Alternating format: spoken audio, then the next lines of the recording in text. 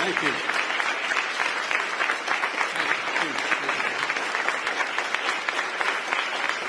Thank you.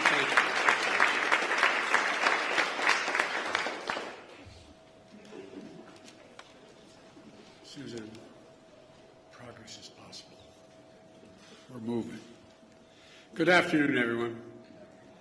I said from the beginning of my campaign, Madam Speaker, that the campaign for president throughout, and you would call me and tell me, keep it up, was about bringing people together, about uniting the country. We need to unite as one people, one nation, one America. And that was the thing I was most often criticized about, saying, how can you unite the country? We must unite the country. I said it in my kickoff speech in Philadelphia. I said it again when I spoke at Gettysburg, and I emphasized it in my inaugural address. A lot of people, press to elected officials, were somewhat skeptical of that could be done. It's just beginning, but I'm confident we can do this and so much more. And I believe with every fiber of my being that there are simple core values and beliefs that should bring us together as Americans. One of them is standing together against hate, against racism, the ugly poison that has long haunted and plagued our nation. Today, I can say that because of all of you, many of you sitting right in front of me, you've taken that first step. It's an important step. I'd like to thank the Congress and the members who are here today, Democrats and Republicans, who came together to get the Covid-19 Hate Crimes Act on my desk. Well, on a desk I'm about to sign. But I want to thank the Majority Leader Schumer. I want to thank Speaker Pelosi for your leadership. I also want to thank the leader from the state of Kentucky for letting it go forward. It's important. It's important. Most of all, Maisie, or Senator, I called you Maisie. I apologize, Maisie. I call Chuck anyway. Senator Hirano, Senator Tammy Duckworth, who helped deliver this 94-1 vote. When you get involved, Tammy, you don't screw around. You just 94-1.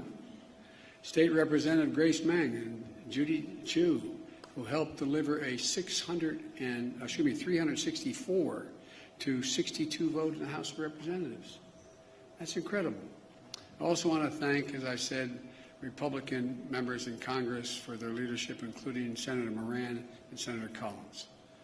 I also want to thank as I said, to all of the folks, all the people here today who are involved, and those of you, whether you're in the Congress or not, supporting this effort. I say thank you, thank you, thank you. We got a lot more to do. But we simply haven't seen this kind of bipartisanship for much too long in Washington. You're showing that our democracy can work and deliver for the American people. Just days after the mass shooting in Atlanta area, the Vice President Harris and I, we went down to Atlanta to meet with Asian Americans and the community across Georgia. It was a raw and emotional visit we had. We heard about their pain, their fear, anger, and all that existed in the community, and the feelings were about those feelings that they felt invisible, not seen. We heard how too many Asian Americans have been waking up each morning this past year genuinely fearing for their safety, just opening the door and walking down the street, and safety for their loved ones. The moms and dads, when they let their kids out the door to go to school, were worried. Attacked, blamed, scapegoated, harassed during this pandemic. Living in fear for their lives, as I said, just walking down the street. Grandparents afraid to leave their homes, even to get vaccinated, for fear of being attacked. Small business owners targeted and gunned down. Students worried about two things: COVID-19 and being bullied. Documented incidents of hate against Asian Americans has seen a shocking spike, as the Vice President has outlined at the front of her comments, let alone the ones that have never been reported. gut-wrenching attacks on some of the most vulnerable people in our nation, the elderly, low-wage workers, women, brutally attacked simply by walking outside or waiting for a bus. Asian American women suffer twice as many incidents of harassment and violence as Asian American men. And the conversation we had in Atlanta is one we're hearing all across the country, that all of this hate hides in plain sight. It hides in plain sight. And too often, it is met with silence. Silence by the media, silence by our politics, and silence by our history. For centuries, Asian Americans, Native Hawaiians, Pacific Islanders, diverse and vibrant communities have helped build this nation only to be often stepped over, forgotten, or ignored. Lived here for generations, but still considered by some the other. The other. It's wrong. It's simply, to use the phrase, it's simply un-American. My message to all of those of you who are hurting is, we see you. And the Congress has said, we see you. And we are committed to stop the hatred and the bias. In my first week in office, I signed a presidential memorandum directing federal agencies, all of them, to combat the resurgence of xenophobia. Not just one, every agency. Attorney General Garland, Deputy Attorney General Lisa Monaco, Associate Attorney General Gupta are all here today. The Department of Justice is strengthening its partnership with the community to prevent these crimes, in addition to its other work to take on violent extremism and domestic terrorism. And with the new law, this new law, the Department of Justice and our entire administration is going to step up. Right now, this is a critical problem of hate crimes being underreported. It stems from two challenges. First, there's lack of resources and training for state and local law enforcement to accurately identify and report hate crimes to the FBI. Secondly, for more people in communities of color, there are language and cultural barriers in how to communicate what's happening to them. This law is going to make a difference. For example, the Department of Justice will issue clear guidance for state, city, and tribal and law enforcement agencies on how to establish online reporting of hate crimes. It will work with the Department of Health and Human Services to raise public awareness of COVID-19 hate crimes that occurred during the pandemic.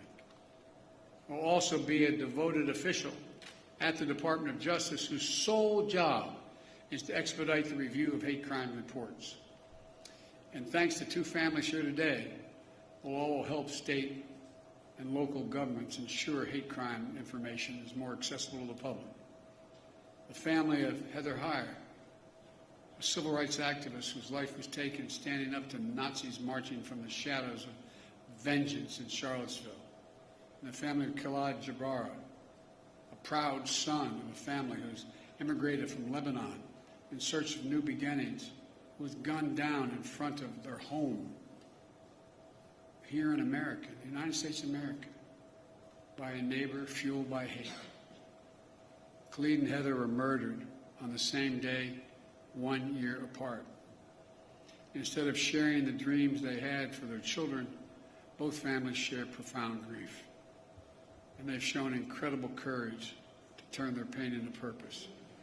I hope you'll not be offended, but I ask both families to please stand.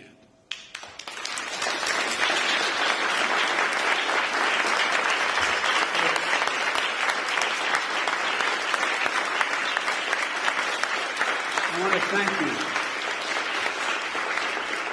I want to thank you for being here, because I know it's hard. No matter how celebratory it is, a law is being changed. When you have to show up at something memorializing your family, it's like you got the news 10 seconds ago. It's the hardest thing to do.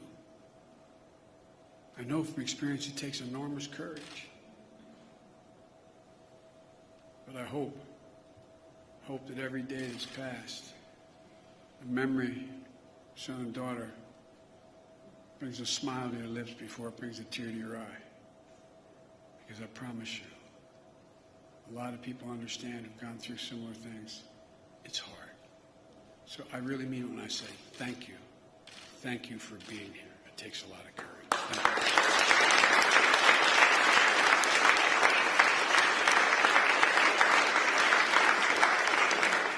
Because of you, the amendment named in honor of Khalid and Heather is now law to make sure that hate crimes are more accurately counted and reported, and hopefully leading to a continued focus on ending these crimes.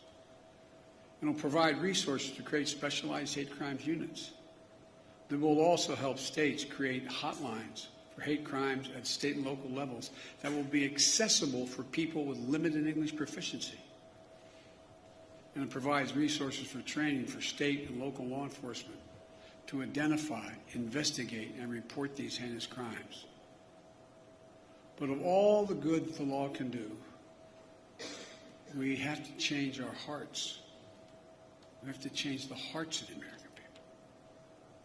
Hate can, I mean this from the bottom of my heart, hate can be given no safe harbor in America. I mean it, no safe harbor. It can't be dismissed like, well, that's just what happens. My sister Valerie and I talk about it all the time. You got to speak up. Speak up and speak out. It's on all of us together, to make it stop. My message is to all of those who think this doesn't matter to them, or this is not a problem, look around. Look in the mirror. Look in the eyes of your children. Every one of us are lessened. Every one of us are lessened. And we're all hurt by this hate. And has a way of seeping sort of through the cracks in the communities and children who, in fact, wouldn't have crossed their mind. Words have consequences, as the senator knows. He preaches it. He understands it. Consequences. But silence is complicity. Silence is complicity. And we cannot be complicit. We have to speak out. We have to act. That's what you've done. And I can't thank you enough. I'm proud today. I'm proud today of the United States. I'm proud today of our political system, the United States Congress. I'm proud today that Democrats and Republicans have stood up together to say something. Let me close with this. Grief, as we all know, is universal. But so is hope. So is love. Sounds corny, but it really is. It really is. And hope and love can be contagious. We're the United States of America. We're good and decent people. We're unique among all nations, in that we are uniquely a product of a document, not an ethnicity, not a religion, not a geography, of a document. And think about this, I'm being literal.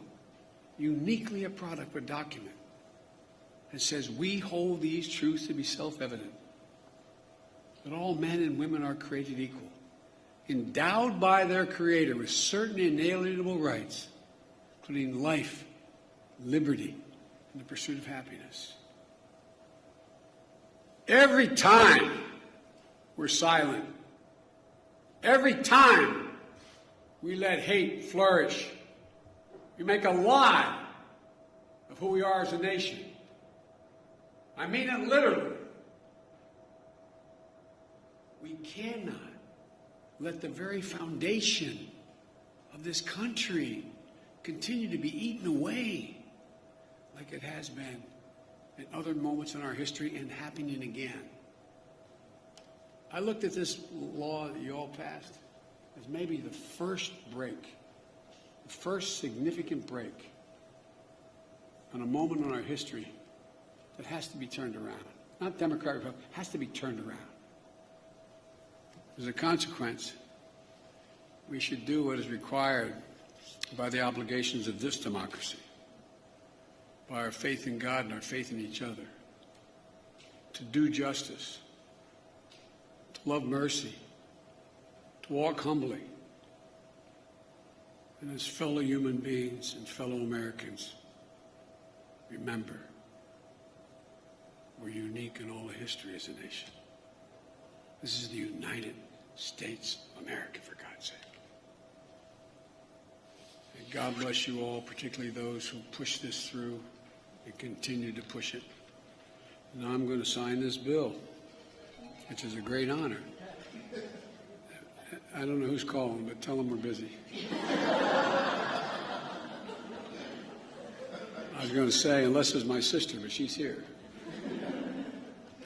So I'd like to invite to the stage Senator Hirano, Senator Duckworth, Congresswoman Grace Meng, Congresswoman Judy Chu, Congressman Don Beyer, Senator Richard Blumenthal, and Senator Moran, but I don't think he can be here today. Actually, I should put the table down the middle of all of you and sign it down there. But thank you, thank you, thank you.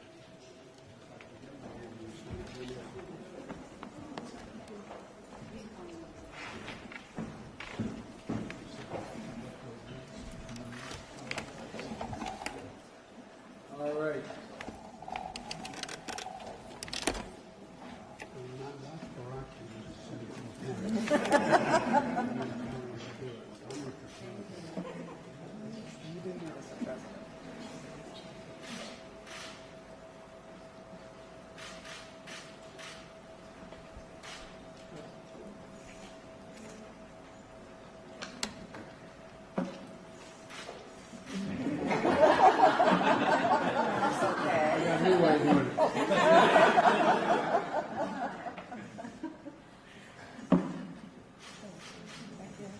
Oh, there you go. Sorry. Thank you. Congratulations.